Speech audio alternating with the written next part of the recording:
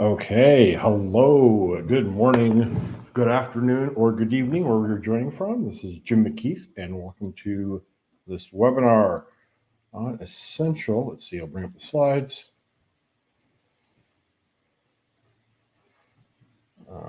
There it is. Screen, nope. Yeah, screen, window. There we go. Essential CnWizards, part of our Essential Delphi add-on series. Let's check over here in the chat. Good morning, Kirk and Vitaly. Great to see you. Everybody joining in today. Yeah. Howdy, Kirk and Vitaly. Good to see you all. This is part of our Essential Delphi series, Essential Delphi add-on series. So for those who don't know me, my name is Jim Mckeeth. This is GDK Software Webinar. GDK Software is a Delphi consulting company specializing in Delphi. We have 25 plus Delphi experts, and that number's gone up, I believe, since now, or since then, since I made this slide. We have offices in the Netherlands, the original office, the UK, Brazil, and USA. I run the US office. I was previously the Embarcadero Chief Developer Advocate. We're all about Delphi, and we also have our Codex tool, which is more than a low-code tool for Delphi. It's really about bringing architects and non-developers onto the team and giving them a visual way to interact with your application and also promote best practices and good architecture across the application. Let's see, you got more people joining in here.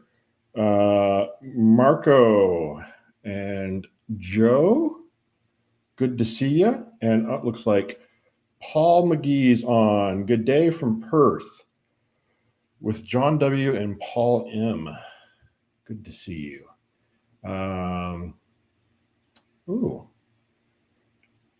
Van from Nashville. Very nice. I've been to Nashville. It was a while ago, though. So logistics for the webinar. We're streaming it live stream to multiple different platforms, but the best experience typically for being able to leave comments and stuff like that, and I think the best streaming experience is on YouTube. So as we recommend is go to youtube.com/ or at GDK Software. And while you're there, give us a subscribe so you'll get notifications about future ones. We do have a mailing list at mailing.gdksoftware.com/webinars, where we send out emails about future webinars and share other resources. So this was my agenda, and I ended up going down a rabbit hole, which I want to take you with me here. I think it was kind of interesting and answers some important questions, I think, about this. So yeah, this is going to be a little interesting, but I think it'll be useful and it'll be good. And with that, let's get started. Oh my goodness, Joe Roberts from Nampa, Idaho. We should do lunch, Joe. I live in Meridian. I used to live in Nampa.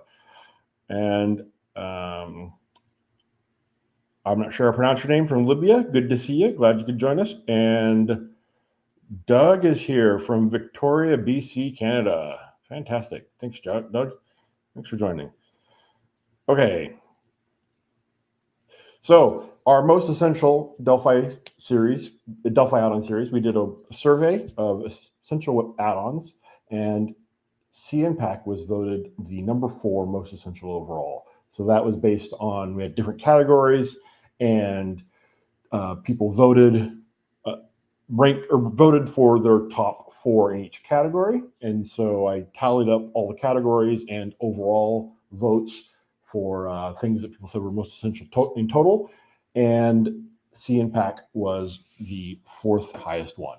I ran this in May of 2024, and that's when most of the votes came in, but it's still open for voting. If you didn't get a chance to vote before, you can go out there and vote now.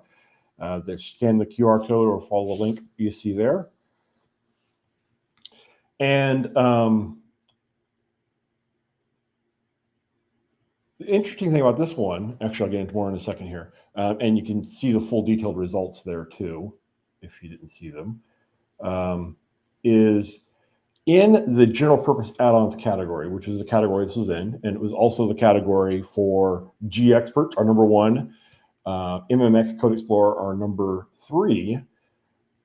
CnWizards was the 4th ranked one in there. So interestingly, DDev extensions in the general purpose category was ranked higher. And so the reason this is why this came out ranked higher overall is because in the most essential category, so I had you could vote for them in each category, but you can also vote in the most essential category.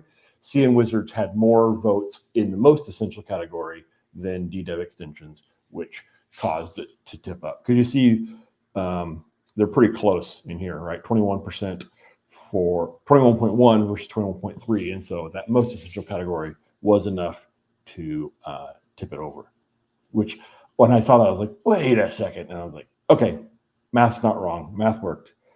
Hey, Jay, good to see you. All right, so let's get started here talking about CnWizards. It's always interesting doing these. So GExperts, I think everybody knew about GExperts, but now they were getting down out of the top number 1, even though we're still in the top 4. Finding a lot of people that maybe have heard of it but haven't used it. MMX Code Explorer, actually, even though it was number 3, a lot of people hadn't even heard of that one. So CnWizards is very similar to GExperts. And there are some distinguishing characteristics between the two, and I'm going to point a couple of those out. But there's a lot of overlap as well. So most likely you're going to use one or the other, but you can use them both together. But CnWizards is by the CNPAC team, or it's called the CNPAC Team Wizards. Is another team, CNPAC IDE Wizards, yeah, right there.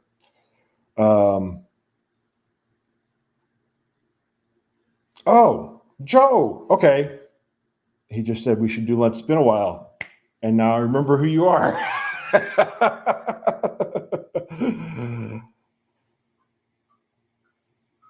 Oh, wow. That's cool. Yeah, absolutely, Joe. Gosh, it has been a while. Oh, my goodness. Way back in the day, there used to be a, sorry, not the rabbit hole that I originally was planning to do, but we had, when you wanted to play computer games with your friends, you had to actually physically be in the same location and plug your computers in the same network. And so Joe, actually I knew him before this, but one of the places we would hang out was, if I remember correctly, if I'm not, Joe, let me know. We used to meet up at the LAN party. And so this group that would get this event center, and they would set up a huge LAN, and everybody bring their computers and plug them into the same network. And we would play LAN games on the network. And it was pretty, it was like over 100 people for a lot of the events there. It was pretty fun, pretty crazy days. Gosh, okay. Wow. Okay, back to CnWizards. So it's a free plugin for Delphi and C++ Builder that plugs into Rad Studios. This is right from the website. I love that they still have this old, I guess it's not that old. It's not like Delphi, it's not like pre-Delphi 7 or earlier, but older screenshot here from the older IDE with the more 3D layout. It's so interesting looking back at how the UI elements evolve over time. So yeah, it's a collection of wizards. So that's a really interesting point, though, is that CnWizards is a collection of different wizards. And when we get into it, you're going to see that different ones have different people that are involved in writing them. So I need to address the Chinese red elephant in the room. I wasn't sure about this at first, but then as I talked to more people about this webinar coming up, a lot of people are like, oh, I have concerns because it's from China, which It's interesting. I always feel like that the in tech, especially in Delphi developers, I've talked to so many Delphi developers from all over the world, and it's always I feel like it's kind of what brings us all together is that we just love technology and love programming, and makes us all a team to work together. But a lot of people I talk to were like, whoa, I don't know, because this is from China. So I thought I'd take a little closer look at CnPack. And actually, a few people were like, oh, it's not open source, I'm not going to use it. And it turns out it is open source. So, let's go ahead and I will jump over to, let's see.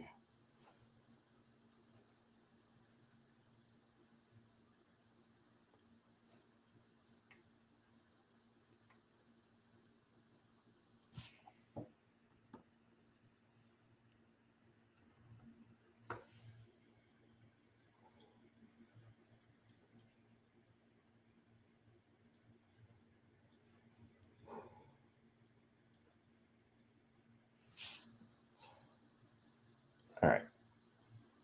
And let's share, replace screen sharing with, there it is.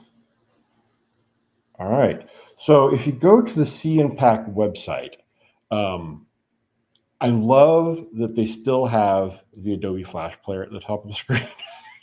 Adobe Flash, oh gosh, I looked it up and I can't remember when exactly it end of life, but it's been gone for a long time. And the fact that they still have it there, and there was a few times I remember coming to the CnPack website and seeing this and just being like, oh, it's not being updated anymore. But if you look here at the dates, it is, right? There was just an update here last month. So, I didn't look at these working reports. Interesting. And they do link to GExperts as well, which is cool. But some of these other links, Delphi feeds, I think that's still around, actually. Let me go look. Nope, it's not. DelphiFeeds.com, though, is, and SourceForge. So it used to be hosted on SourceForge, open source, but this hasn't been updated since 2013, which if you look at the CnPack website, you'll see that it was, the copyright date here says 2014. So, yeah, so that was about the time they stopped updating the on SourceForge too. So, working report.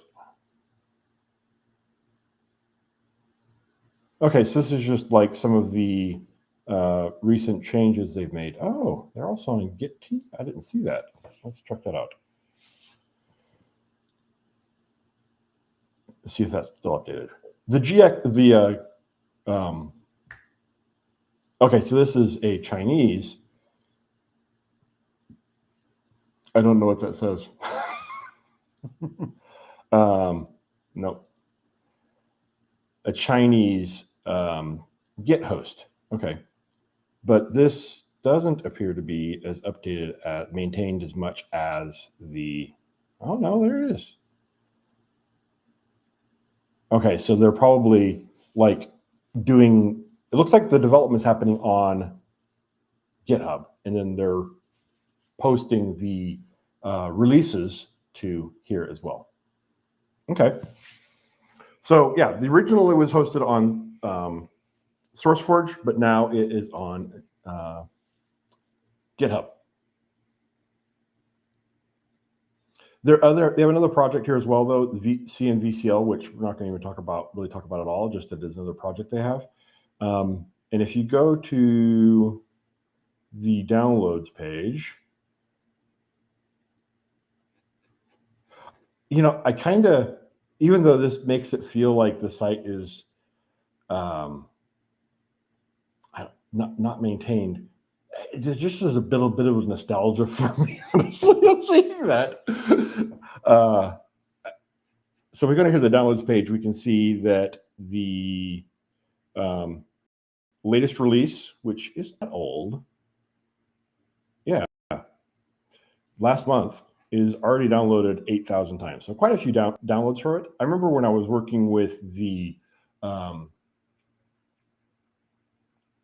a lot of the educators in South Africa use CnWizards, which adds some cool features. I can understand why you'd want to use that when teaching. It's one of those things that I think makes a lot of stuff a lot easier, a lot more visible to students, especially the structural highlighting.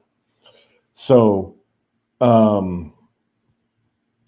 okay, so it's updated, it's being actively downloaded, but let's go ahead and take a look at it on GitHub.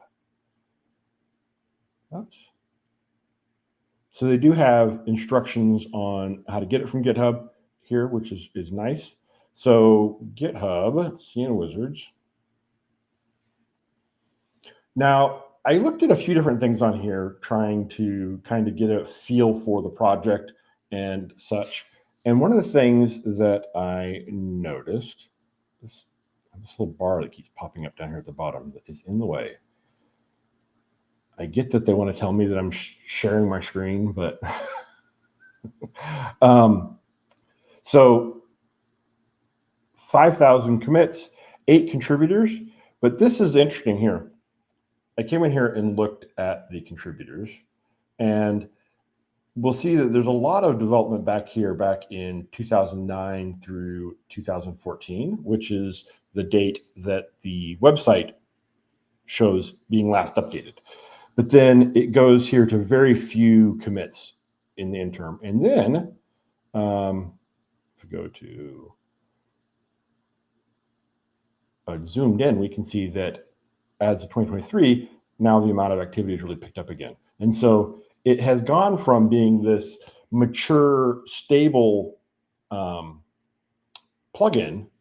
project to being more in actively development again. The other thing that's interesting is if we look here at the contributors who were early on, right, they've dropped off, and we have a new contributor here, the CNPAC team, that is doing most of the development. Now, CnPAC team has an email at master@cnpac.com. So this could be multiple people sharing an account. Don't know for sure because it says team. And so, yeah. Then the other thing that I thought was interesting here, this is the rabbit hole, by the way, which I thought was worth addressing, but I was trying to figure this out. Okay, so if we go here to... Okay, so we go back here to, we do see that there are lots of forks, 137 forks, but when I went and looked at the network, which is really cool when you're wanting to understand like if there's other forks that are more active on GitHub. Actually, I made a video of this, but then I decided to do live. Okay. You can see if you scroll through this, there are a lot of other forks, but none of them that come back. And so people fork it and make changes, but none of those forks seem to be coming back into the main one. So yeah, the pull requests aren't being, and actually we can go look at pull requests.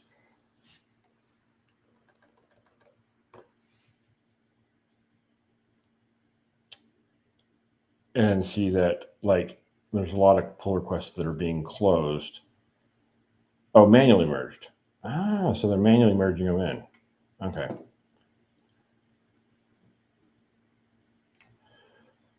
So yeah, it's interesting to kind of dive into this and see. Okay, I'd scroll down. So, but there's one thing I thought was really interesting. If we go back to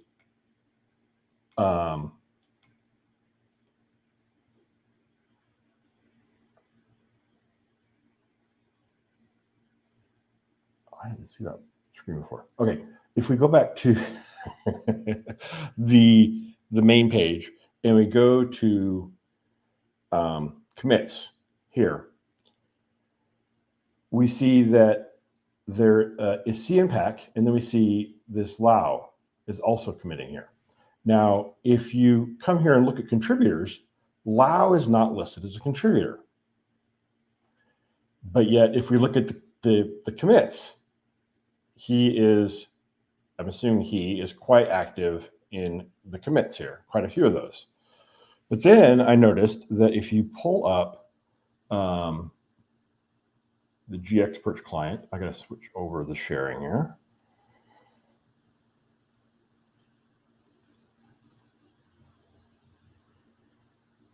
There it is, share the GXperts client. Oh, that's interesting that it's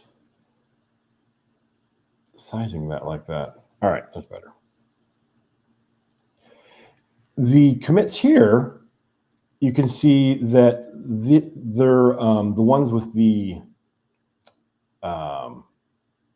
GXperts, or not GXperts, CnPack logo are also named Lau. So, but two different email addresses. So it looks like most of the code is being done by this one person. And at one point I was able to get to a page, a user page for this user, and it showed that their account was private. So apparently on GitHub, even if you are committing to a public project, let's go back to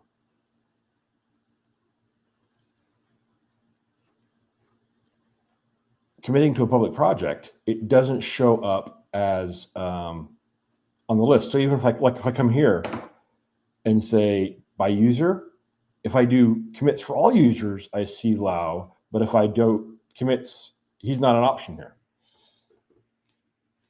which is kind of interesting. Kind of an unexpected behavior in GitHub, honestly, but you can still see what's going on, see what's happening there. So I did I grabbed the code from, bring this up here.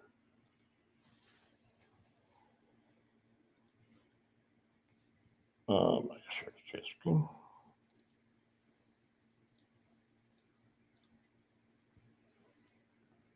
From January 2022. So January 2022 was like right after the initial developer kind of tapered off, and before it went into that, or it was during that period of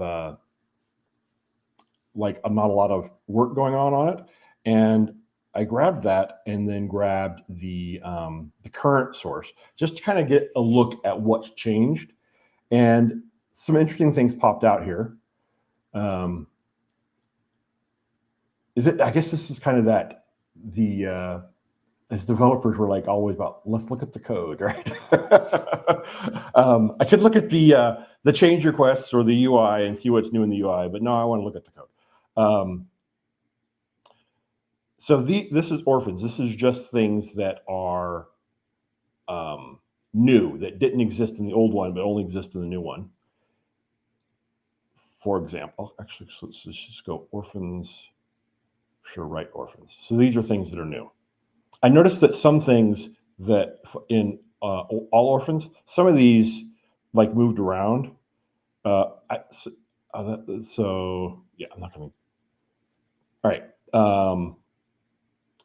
Orphans, right, orphans.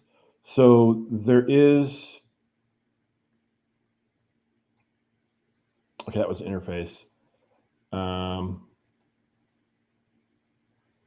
Oh, I went up one. Okay.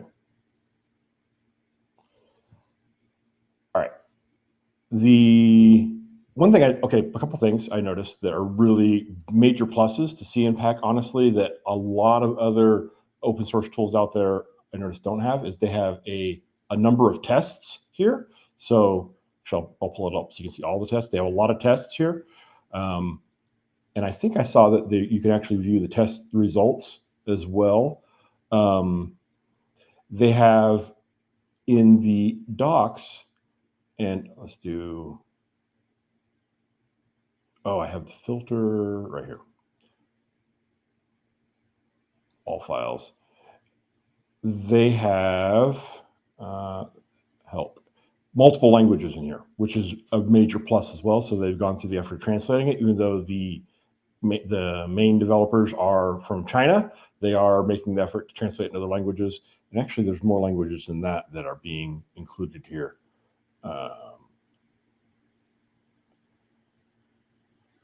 In the internet, the help is only in those languages, but then like the README we can see down here is in French, Russian, German, a number of languages, English.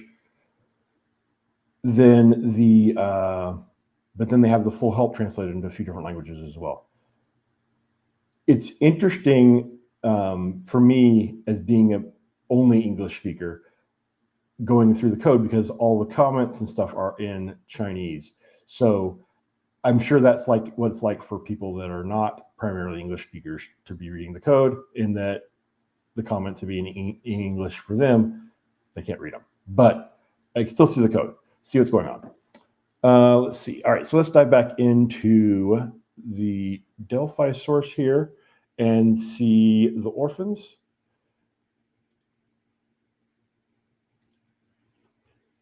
So a couple things that are completely new here. There is this new AI coder, which is a plugin that lets you use different AI backends to in the IDE. So similar to like Copilot in Visual Studio Code. That is like the biggest new feature that I saw. And then there's a lot of just individual new files attached to things here as well.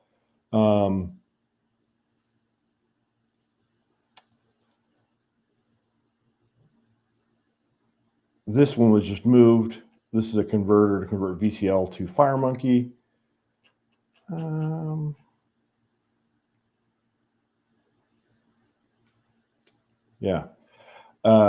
I love it. Actually, I tried going through, I have a report. I went through and had this, you can do this file compare report in Beyond Compare. I love Beyond Compare, if I haven't gone on about that in a while.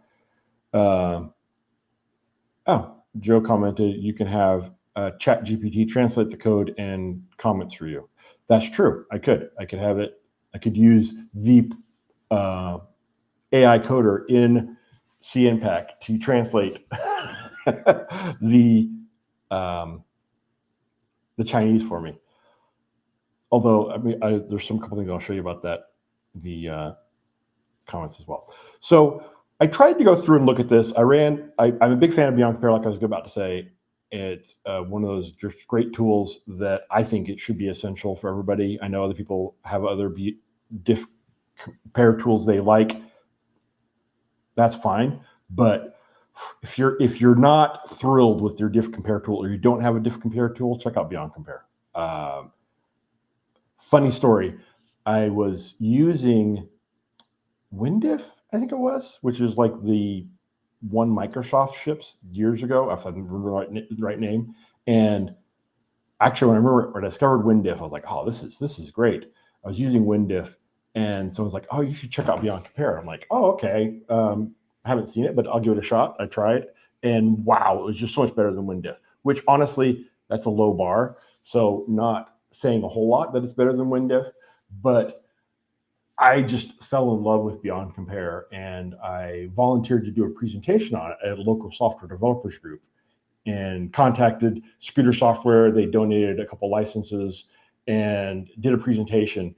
And the person that had been running the developer group for a while was looking to step down, and they're like, hey, you did a good job. You're now in charge. And this was way back early on in my career. So it was pretty exciting to do that. And so, yeah, Beyond Compare, I guess, it wasn't the first, I don't think it was the first thing I presented on, but it was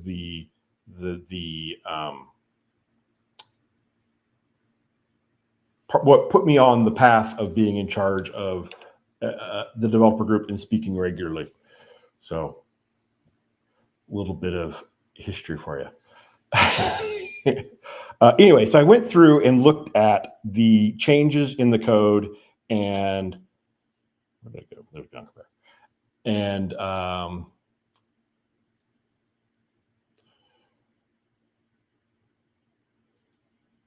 And stuff. And I didn't see anything that looked like really weird. It just seemed like regular development, regular new features coming in. So I'm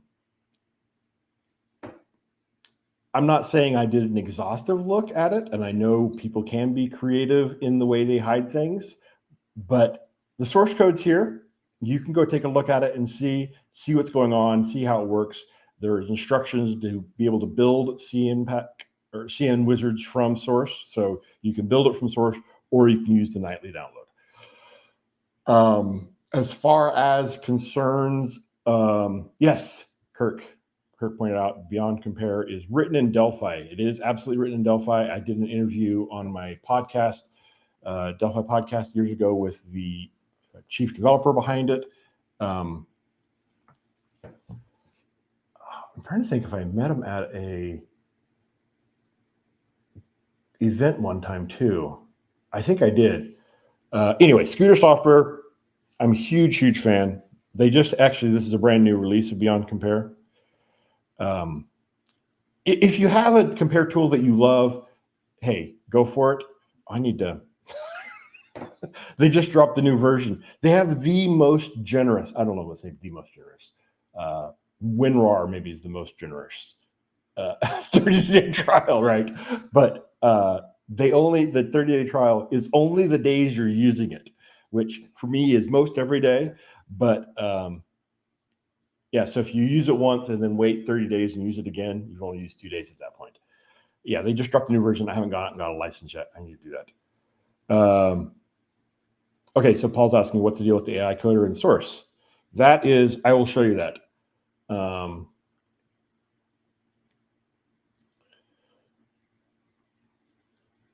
right, let me go to the IDE. Oh, I gotta do here. And switch, replace window.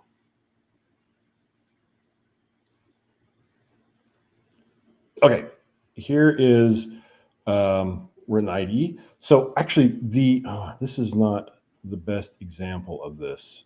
Let me reopen.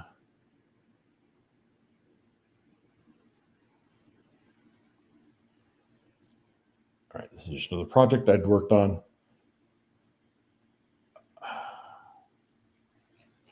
Oh no, this has no code in it.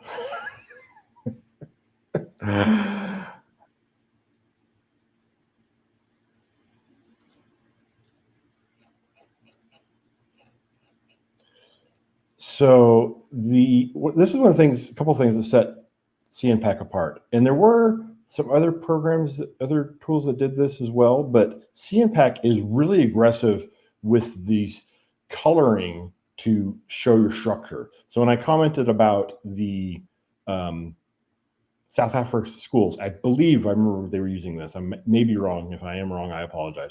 But this makes it way easier to see what's going on in your code, right? So this if then, right? So when things are nested, right, we see the different sets of colors, and then these colored lines attach that together. This makes a big difference when looking at your code, especially when it's really complicated. I try not to make my code too complicated. It does get complicated. I mean, that's just the nature of things sometimes. I need to go back and refactor it frequently. But yeah, this code coloring is a very nice feature of it here. Yeah, that's one of the things that sets CNPAC apart. Okay, so let's jump into, shoot. All right, my rabbit hole went way too long. It's already almost top of the hour. If you go into options here, you can see all the different, oh, is that still? All right, I gotta change my screen share. Screen share, entire screen.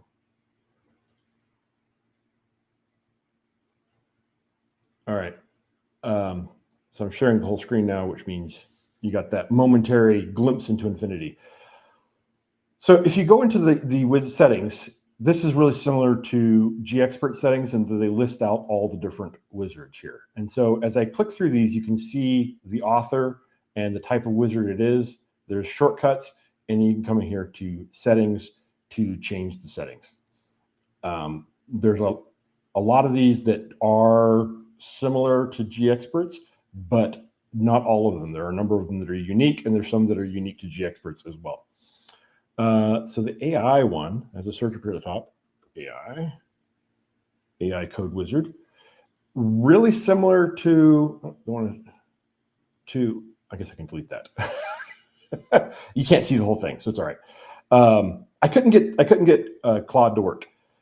So you have different AIs that it supports, a number of which here are, I guess, Chinese specifically ones, which China is really, I try to pay attention to the industry, the stuff going on in the industry, and China is doing a lot quite well in the AI space.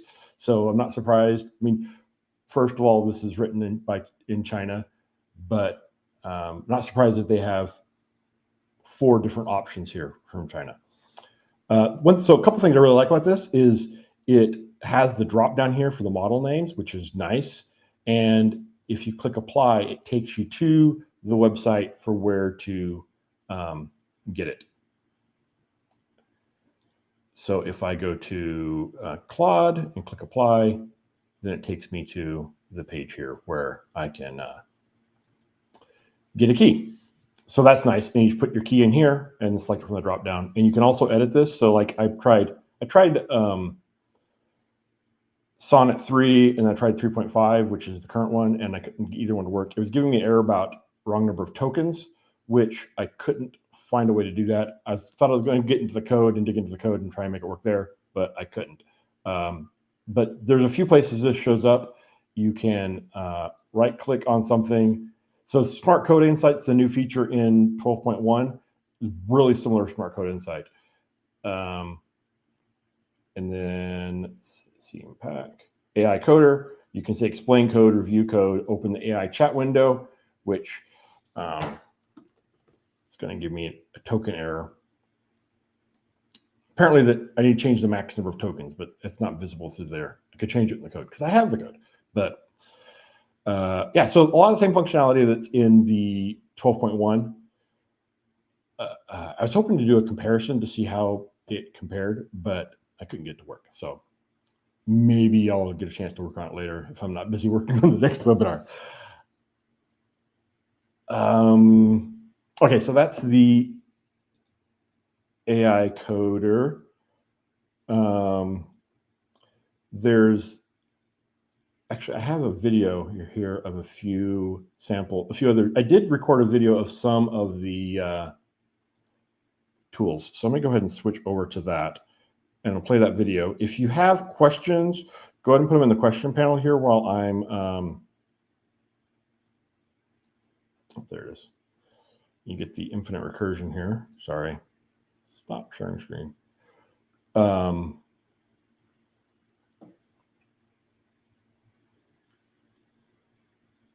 Yeah, so I'm gonna play this video real quick.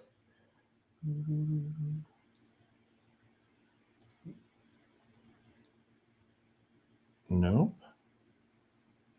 What am I?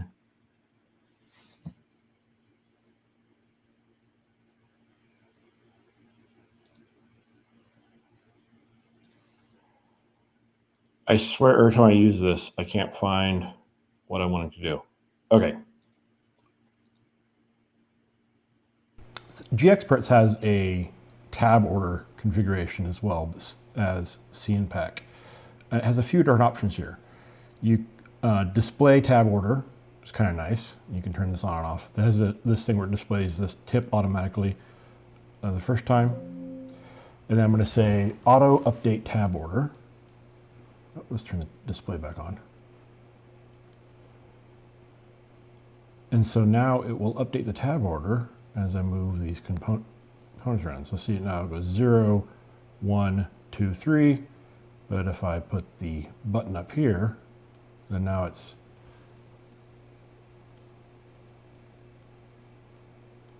must be higher. Well, that's interesting. Because it's slightly higher, it's making it the 0. See, I wouldn't want that. I'd want the, it's not high enough to justify that.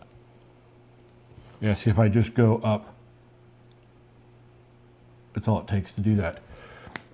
Yeah, it needs to like put it into rows to get it effectively. So that's kind of cool, except for that.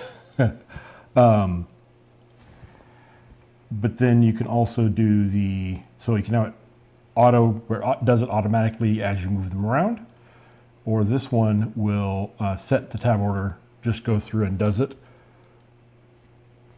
Interestingly, it shows the members of the radio group as having a tab order until you select it, then they go away.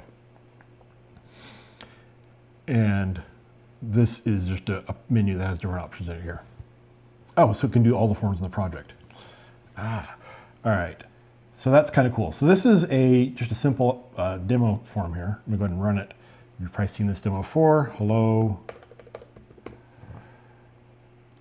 And adds it to the list. Radio group doesn't do anything. I just put it in there for an example. Because there's another feature in here, CnPack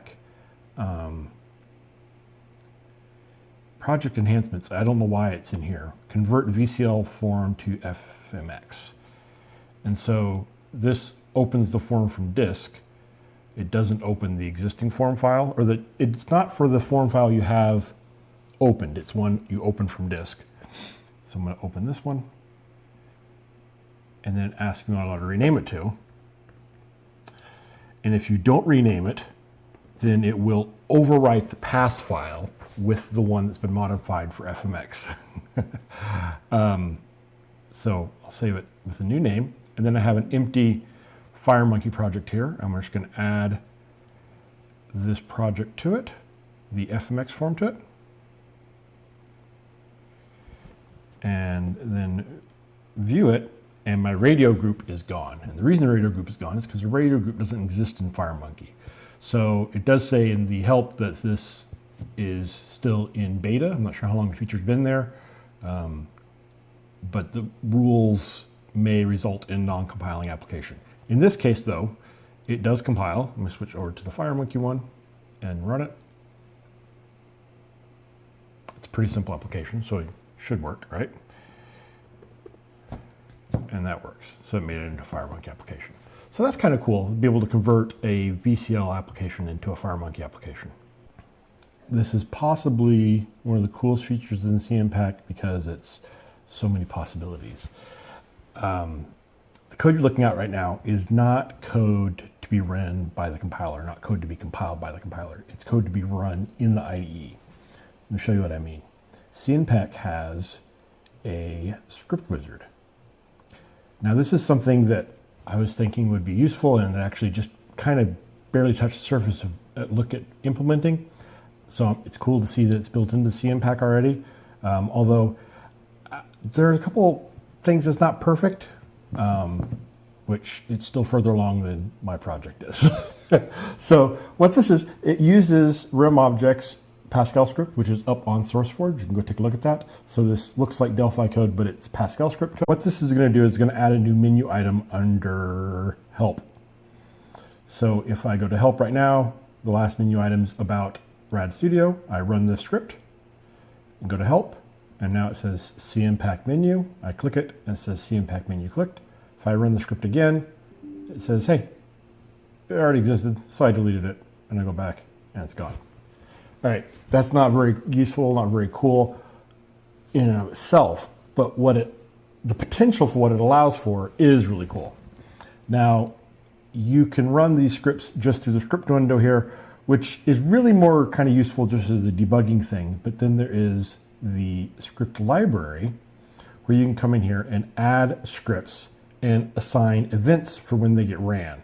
Okay, so you can attach it to events, you can attach them to hotkeys, or you can attach them to context menu. So let me go ahead and show these here.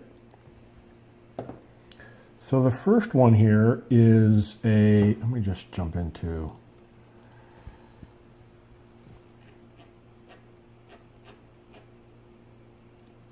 don't know if this is going to work here.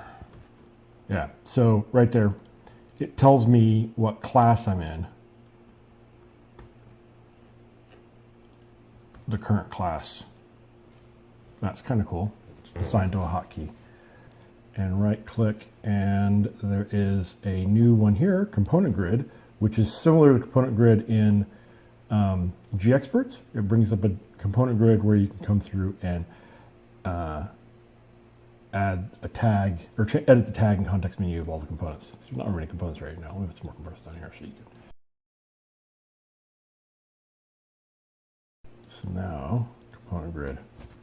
There we go. You can go through and edit that. And so again, this is just a simple, we'll go back into show you the code for this, script wizard, script window. And so right here, this is the scripts that I have loaded to the script library. Component grid is right there. It'd be nice if, I haven't played with this enough, maybe there is a way to make it work where it's not going to give you the, where the code insight will work correctly, but yeah, you're just right here creating the form. There's another one here, let's see. There's work time. So this one creates a little dialog box here that pops up, and I hit start, and it's just going to run, and it's keeping track of what I'm doing in the IDE. So right now I'm coding, well, I'm in the code editor, and if I go to here, then it should say, yep, it says now I'm designing. I'm not sure what triggers other time. Maybe if I go into here, let's go say other time. Tools options. Okay, that's other time. So doing something else in the IDE that's taking focus and preventing focus from being on the one of the editors. So that's kind of cool. And again, it's a Pascal script. So lots of possibilities. There's a few specific things I wanted to do with this. For example, like when you're a project group, I wanted to be able to replicate the configuration of the project group across all the projects in the project group. I looked at a little bit doing that with this. Not there, I couldn't quite figure it out. Maybe if I do, I will post it online. I will, if I do get it figured out, I'll post it online. So that is the script. Let's see, there was another, oh, let's see. Okay, in here, you can go to the script declaration directory, which is useful. This is all the Pascal script files that are the declarations. So if I open one of these up, for some reason, the IDE doesn't understand the character encoding on this. I guess it's using code pages. That's probably what it is. It's using code pages, and it's, yeah, it needs to be converted to UTF-8. Not that I could read it anyway, because it'd be in Chinese.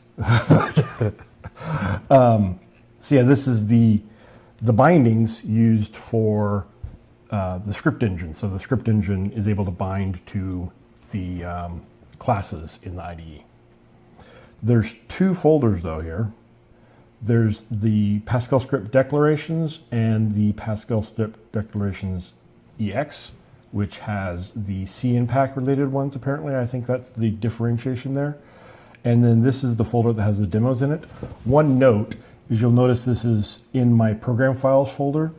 So it is read-only by default. So if I make a change to one of these, like add menu item, and I want to change this to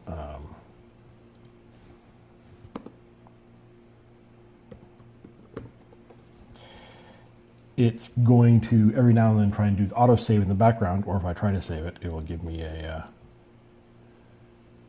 oh, this is the one that's, so I saved this one in a different folder because of because of that issue.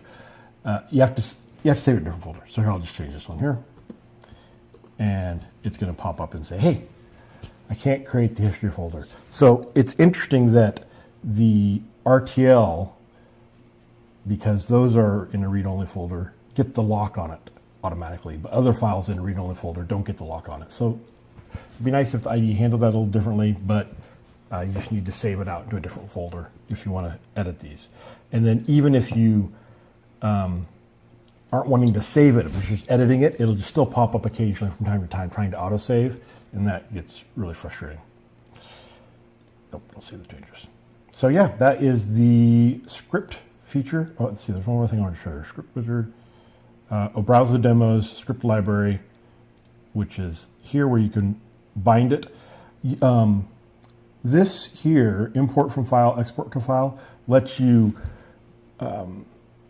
create all these script, right? So I have 2 scripts here, and I can save this to a XML file that lists those scripts and what they're bound to. So if you want to save your configuration or share it with somebody else, you can do that. And then here's where you load the script file that you want to use to attach it to whatever, an event or whatever you want to do. Oh, and by default, it has this confirm when manual run, which is just going to pop a little dialog that says, whoa, are you sure you want to run this script? Which I guess could be good, but prevent something unintended from happening. But you probably want to turn that off if you're going to use it more than once. I'll show you a few useful features here, one of which, I believe, at least one of which, is unique to CnPack. So it's probably happened to all of you. All of us, we type some code and Delphi's like, nope, I don't know what that is. And you're like, oh, come on. It exists. So CnPack has a, there's a couple ways you can get to it. You can go in here to others, use unit from identifier. The first time you run it in a project, it's going to do this analyze library files. Oh, I have to select the right one. I'll show you the way. You can get to it from here, CnPack, uses tools, and use unit from identifier. And now it doesn't have to do the analysis again. You can specify you want an implementation or interface.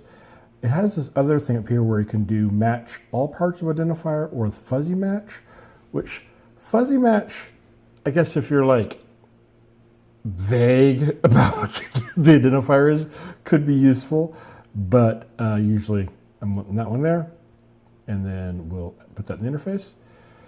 And added that there, but then they have to add this one as well. So CnPack. Clearly I would want to add this to a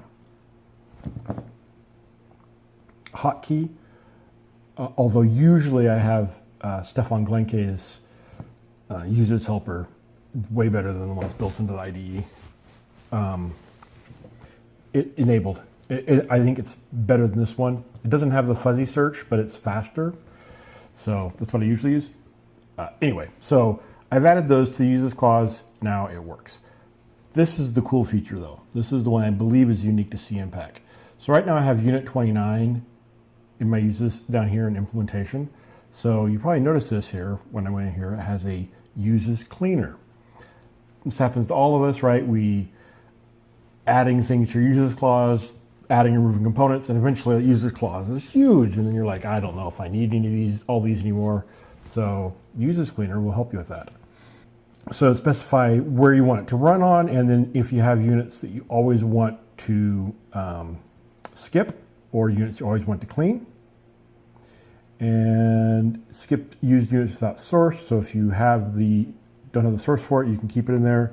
Let's see. Referred by components indirectly.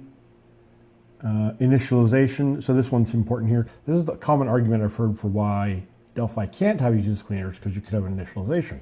Well, CnPack handles it by just saying, we'll keep it if it's got initialization. So hit process, and it compiles it, and then gives you the report. And so here it's showing me, that's right, I want to delete this line here.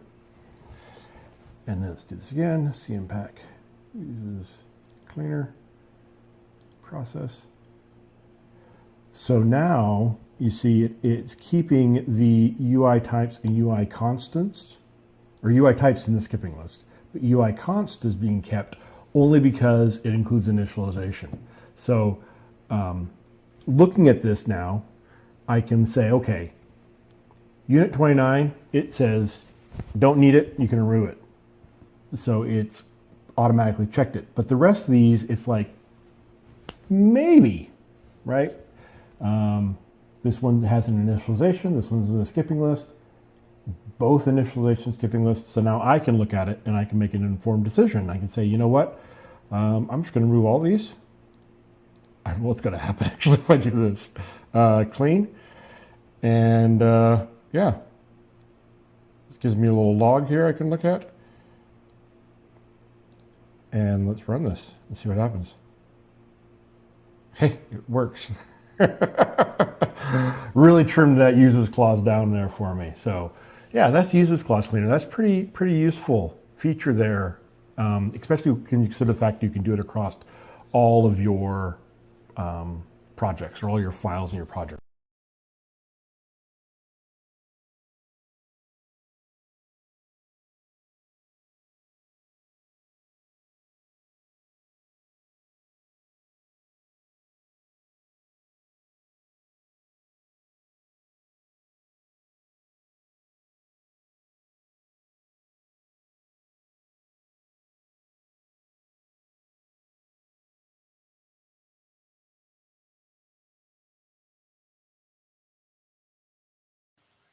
There we go. I'm back.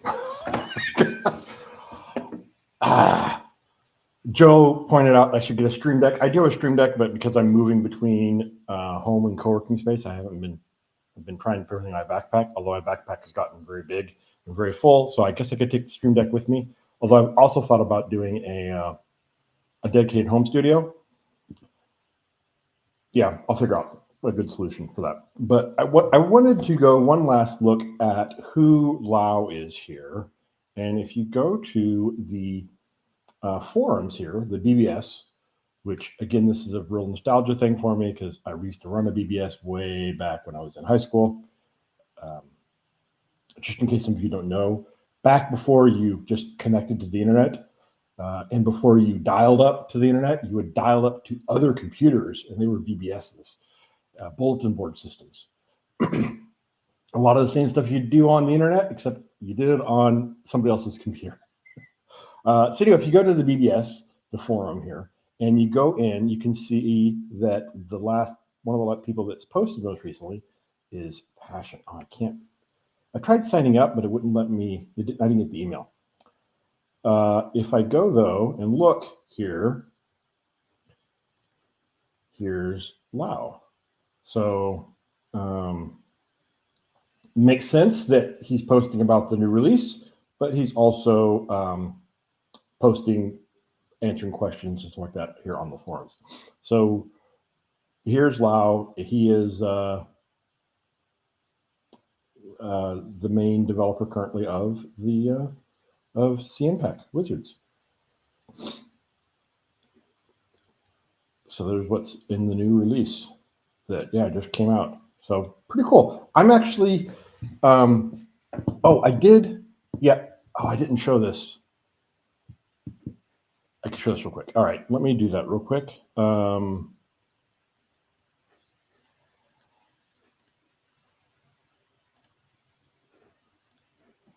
There is a, you can run, you can have GExperts and CNPack both installed at the same time, along with MMX and such, but you can have some conflicts.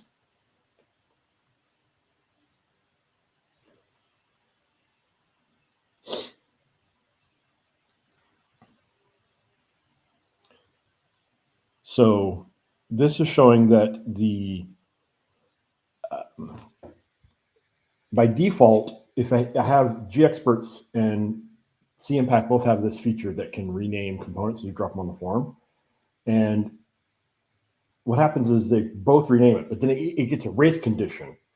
And this happened the very first time I did it, but then when I tried to record it, it didn't happen. But on the third attempt, what happened was it had GExperts renamed it first. So CNPack triggered that it needed to bring up the dialogue, but GExperts renamed it. And then, so it's a race condition on that conflict if they're both renaming it the same. So you can run them both at the same time, but you need to make good choices about your hotkeys and which features are enabled. You don't want the features like they're going to compete, both being enabled at the same time. Okay.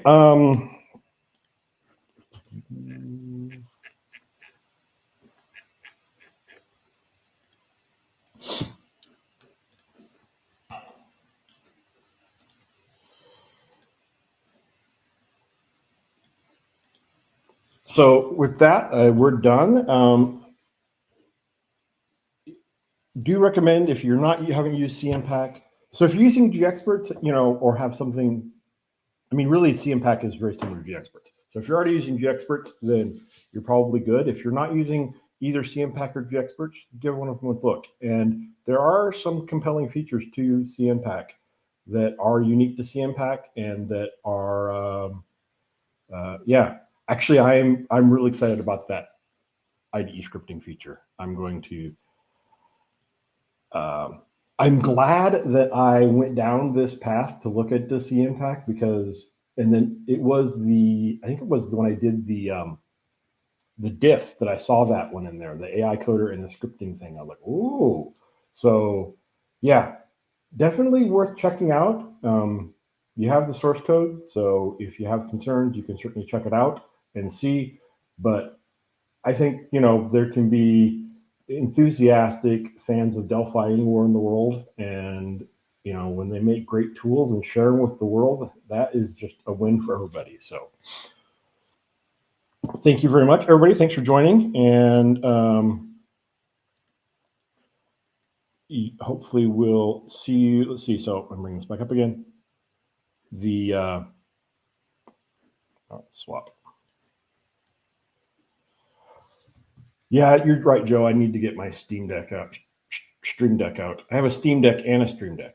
I wonder if I could use my Stream Deck with my Steam Deck. I bet I could. Mailing.gdksoftware.com/webinars. If you know anybody that's looking for Delphi expertise, do visit our website at gdksoftware.com and check us out. We are more than happy to help you. We do a lot of conversions, upgrades, moving people to the latest version of Delphi. We just finished a game recently as well that we upgraded to the latest version of Delphi. Let's see if we can do a case study on that one. That would be cool. Yeah, so thanks for joining us. If you have any suggestions for future webinars, send me an email, jim@gdksoftware.com, and look forward to seeing you online in the future. Take care, everybody. Oh, if you're in the Chicago area, I'm going to be in Chicago in 2 weeks doing a little Delphi event with Ray Konopka and Case. So, yeah, if you know anybody in the Chicago area, tell them about it. You can find it on, I need to put a blog post about it. It's on our LinkedIn and probably Twitter and stuff like that as well. So I saw it in Reddit show up this morning too. So yeah. Is my Stream Deck a steampunk product? No, but now I need to make it Steam Deck. They have skins you can get for it, so I can get a steampunk skin for it maybe.